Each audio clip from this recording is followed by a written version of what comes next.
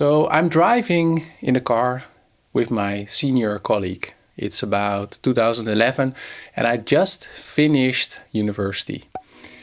And I was frustrated because we just went from a client conversation and we were there to discuss an offer. But all we talked about was geopolitics and sports and world events and other things. And my senior colleague, he has a really nice suit compared to my suit at that moment. And it was dark blue, if I remember correctly. And it was also a summer day and the sun was setting. It was a really nice day. But I was so frustrated because I thought, well, we had these questions to ask the client before we make a decent offer. And we're talking about all other things. And then was a moment of silence. And my colleague, he's about 40 years, 45, he turned to me and he looked and he said, "Peter, don't worry, we will get this assignment." And I was like, how is that even possible? Well, how this story ends and what it means and how it's related to deep research for futurists and knowledge workers, you will find out later. So what is deep research and how do I use it as a futurist? Well, after this video, you know how I use it, what are my top tips, what's the future of these kinds of tools for futurists and also knowledge workers.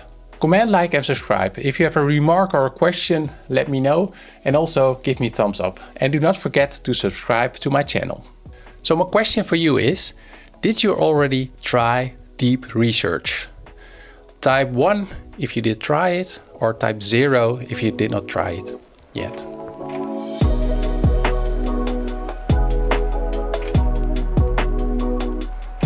So my name is Peter Joosten. I'm a futurist and a keynote speaker and also innovation expert. And my central theme is how can you become future-proof? And I do that by giving lectures and also doing workshops about technology, innovation and the future. And if you want to hire me, go to my website for more information and send me a message. So in my work as a futurist, I follow the 5A model. It's about anticipate, then analyze.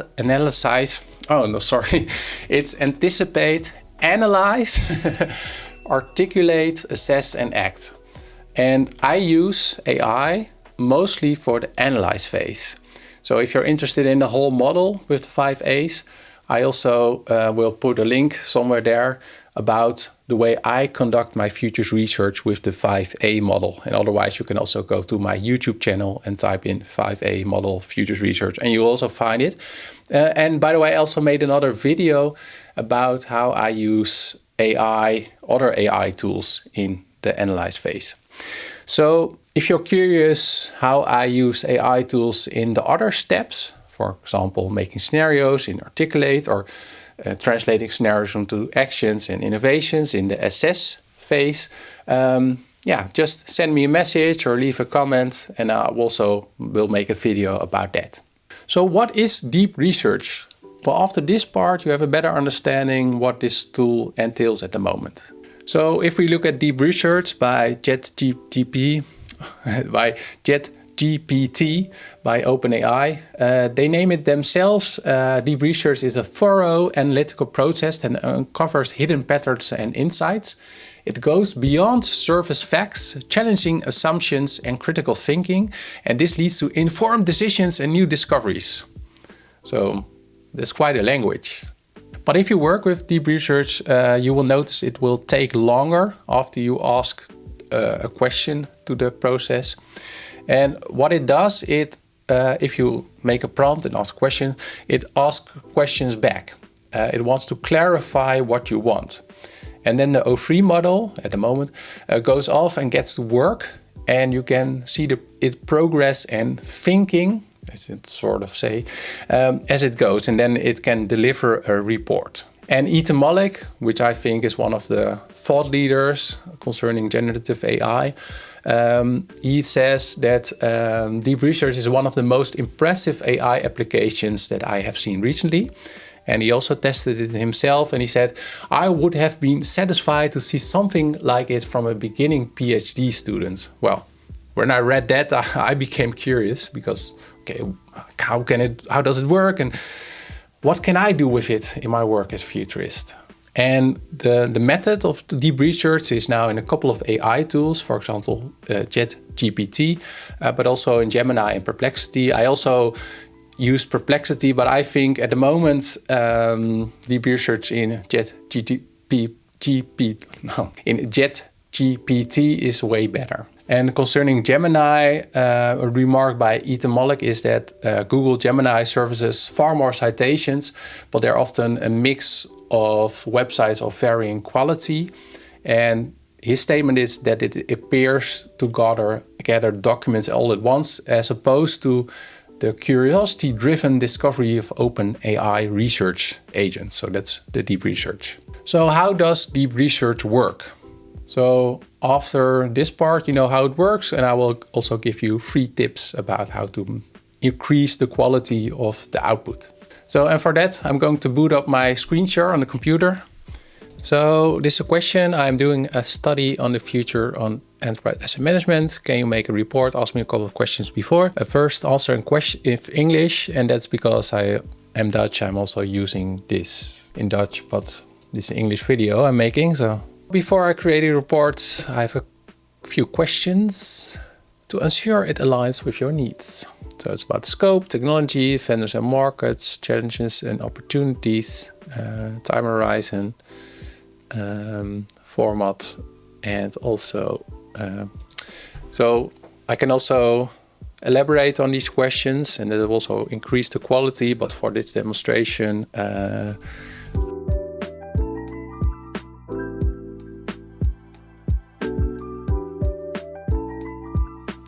but like I mentioned, you can do more. So then I answer the questions, and it says, oh, got it. I'll focus on technological developments in enterprise asset management. And then it starts its research, as you can see. And now you can go somewhere else. Maybe also drink a cup of coffee if you still have it. And we'll be waiting for its results.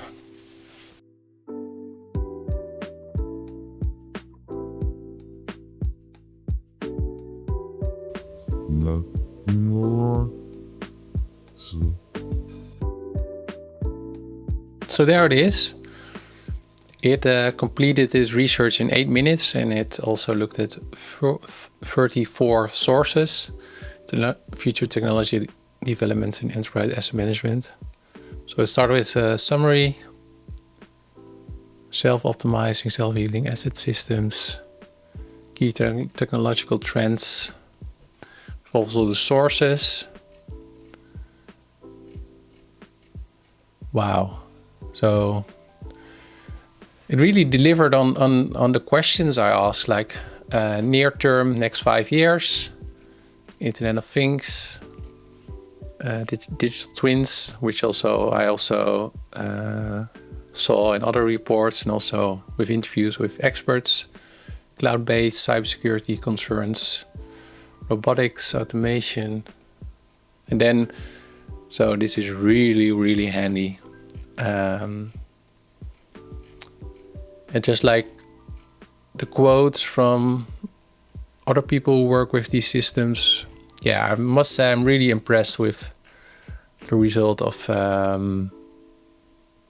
this report. Also case studies, self-healing infrastructure. So yeah, so this is an idea of deep research and a demonstration.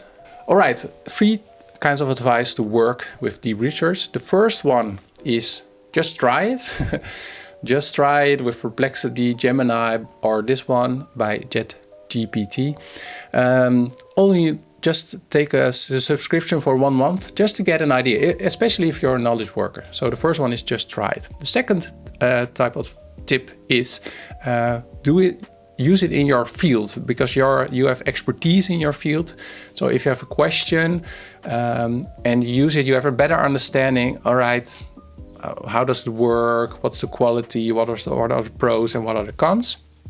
And the third tip is that you be specific in your question and also ask for the researchers to ask clarifying questions to you, just as I demonstrated.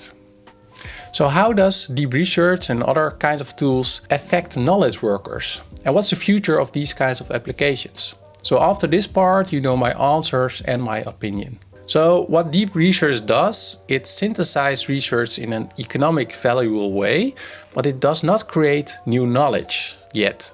So that's an important thing. Yeah, it focuses on sources that are on the internet are available right now, but it cannot create new things at the moment. But maybe that will change. I'm not an AI expert in that domain. But I would expect as a futurist that in the coming period, we'll see also other applications. For example, that you are also able to access scientific papers that are in databases, or that you pinpoint it to certain media sources. But I think also the economics and also the legal aspects of that has to tailor it out. That you also make micro payments, for example. So you say, okay, I want to focus on these databases, and then the tool says, okay, that will cost you $1 or €1 or €5, whatever. So I think that will be a future development. And one other interesting thing I noticed was a quote in Stratechery by Thompson, where he states, and it's suddenly clear to me how much the future economic value is wrapped up in information that's not being public. So that's where I think also your expertise also stands out compared to these kinds of tools. There's a lot of information in companies, in databases, but also in our experiences. And these tools cannot access these things yet. Or maybe in the future they can access these kinds of information that is in certain companies or databases, but that comes with a price, I suspect. So what does it mean for me as a futurist and a knowledge worker? Trend research when I do analysis is an important part of my work as a futurist and innovation expert. But I think these tools are really a game changer.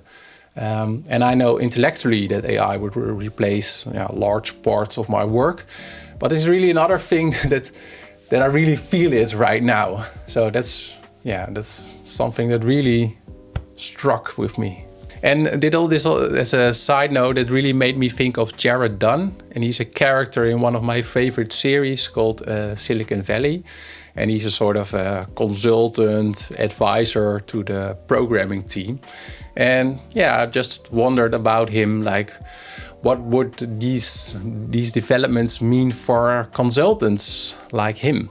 And also, if AI can do these tasks, I think that there will be more focus for consultants and advisors and innovation experts and futurists like myself on the human skills. So let me give you a recent example. So one thing I remember, it's a small anecdote. I had lunch with a client, and I was at a large corporation in a government organization in the Netherlands, and we just had lunch and we were talking, in a casual, informal way about the assignment, which I was going to do a couple of workshops for them about innovation and strategic foresight. And, it was really a laid-back atmosphere. And then the client sent me to a room where I had some interviews with other employees from that organization. But I was not really... So the first man came in, and he was, I noticed later, very high in the organization. He was like the chief information officer. And he started directly with, okay, I have 30 minutes. What do you want to talk about? What's the purpose of this meeting? And I was sitting there just in the laid-back atmosphere. I just was in that atmosphere, and also I was pretty laid back, and I was like, whoa, okay. So I really had to gear up. And I think that's one of the skills you gain as a consultant, as an advisor, as a keynote presenter, after having a lot of experience and also that you know the interpersonal relations, that you're familiar with these situations, that you know the type of questions that such a person is interested in. So I think in the end the conversation went well, but I was really thinking at the start of that conversation that I really had to put myself into another gear, so to speak. So back to my story, where I was sitting with my senior consultant in the car after assignment, and I was just so frustrated. I thought we had questions about their organization, about the problems they have, and we're just talking about all other things. And we're sitting in the car, and then my senior colleague got a phone call from the client. And yes, we got the assignment. So I was so confused at the beginning of my career, but that really taught me a valuable lesson. Because my senior colleague explained to me, like, a big part of our work as a consultant is the human connection. And that's why we talked about geopolitics, world affairs, sports. And that's the human to human connection is really, really important. And I think that tools like deep research will do a lot of tasks that are now being done or have been done by juniors, like I was at that time, desk research. But it's for us to adapt and also, of course, look at the reports, but also translate it, turn it into action and plans, and then work with other humans in the client organizations to make these insights into actions, success, innovations. And so I think that's still relevant also today. So my question for you is, did you already try deep research? Type 0 if the answer is no, and type 1 if the answer is yes.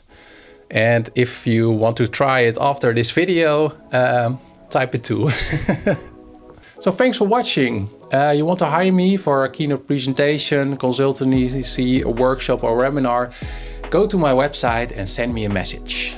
And do not forget to comment, like and subscribe. If you have a remark or question, let me know and give me a thumbs up. And do not forget to subscribe to my channel.